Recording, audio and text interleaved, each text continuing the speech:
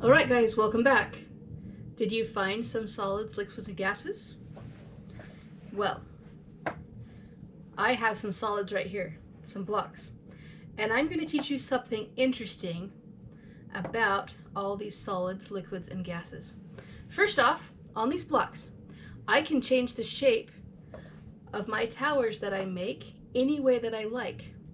And we call this something special. It's called a physical change. Physical change, the objects themselves don't change.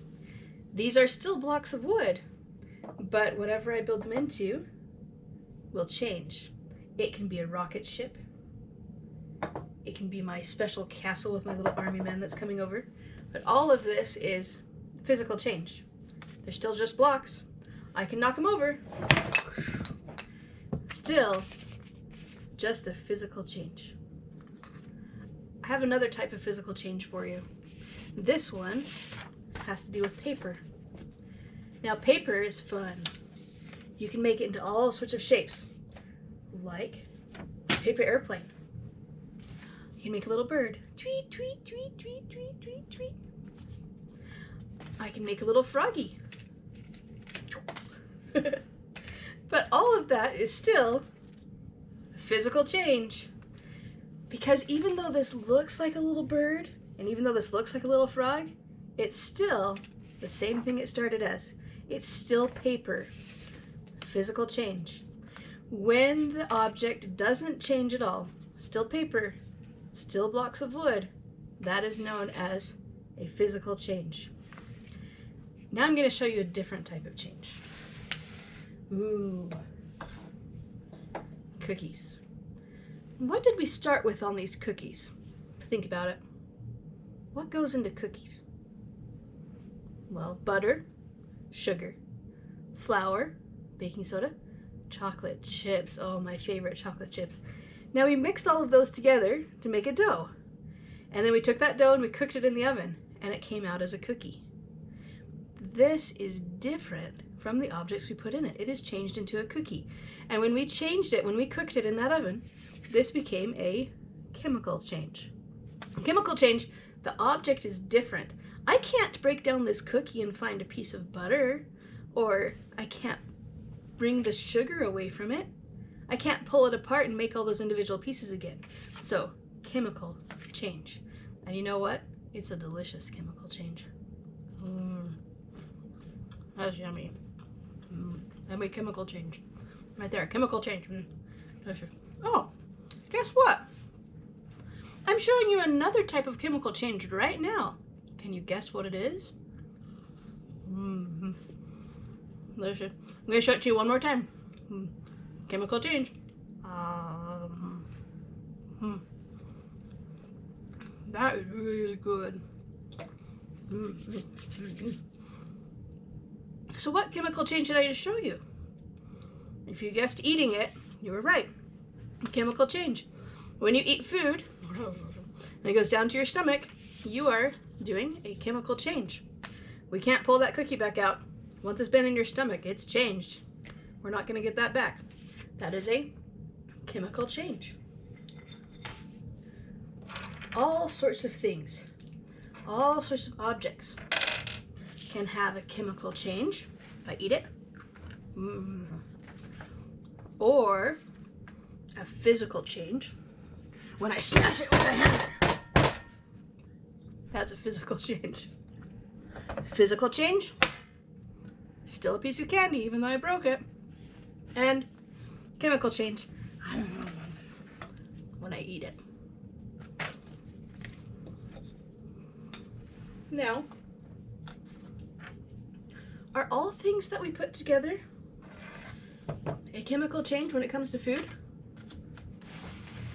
No, they're not. So I have here some delicious ice cream. Ooh, delicious ice cream. And I have a cup of soda pop right here.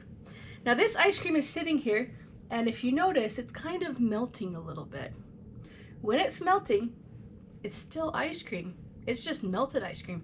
So that melting that you see is a physical change. And in this cup right here, when I pour the soda pop, do you see all those little fizzy bubbles coming everywhere? those little fizzy bubbles were inside the soda pop as carbonation before I poured it. It didn't change anything. They just sort of bubbled out of the soda pop. Again, that's a physical change. And if I take this delicious melty ice cream and put it into my cup, again, I still just have ice cream and just have soda pop. Again, this is a physical change. Ooh, look at that. Do you see those little bubbles growing right there? You might think that's a chemical change, but really, those little bubbles are part of the carbonation that was in this can. You couldn't see them because they were hiding in your soda pop liquid. But now that I added the ice cream, now you can see all of those little bubbles. Still not a chemical change though. That's still a physical change. It's just showing you those little carbonation bubbles are here, all coming to the top. And of course, if you want to experience the chemical change with it, what do you gotta do? Yeah, you're right. You gotta eat it. Chemical change. You gotta eat that root beer float. Ooh. I'm gonna get that as a treat later. There's other types of changes, and I'm gonna show you one that you can do inside of your house, if your parents let you. I have here a plate with some vinegar, just from my kitchen, and some baking soda, again, from my kitchen. These two things that you find in your kitchen, they like to react together. And when they do, they create something new. They actually create a gas called carbon dioxide, CO2. This is a type of chemical change. In order to see the reaction, we're gonna take our baking soda, and then we're gonna take our vinegar, and we're going to add it to that baking soda to see the chemical change. You ready?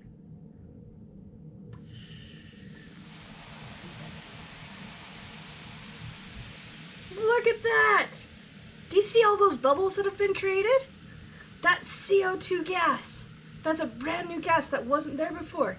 We combined our solid baking soda, our liquid vinegar, and it made a brand new gas, the CO2 gas. Isn't that cool? That's a chemical change. Now that it's reacted, I really can't pull out my baking soda and put it in there again. It was not the same. And I can't pull out my vinegar and use it either. It's changed. Chemical change.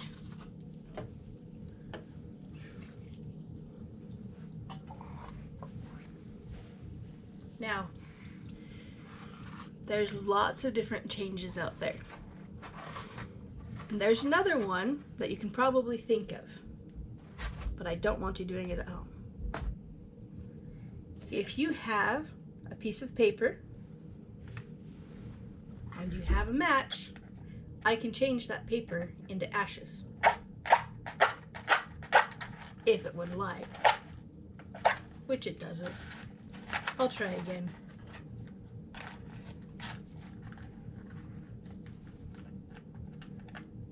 These sticks are made of wood. There we have a chemical reaction.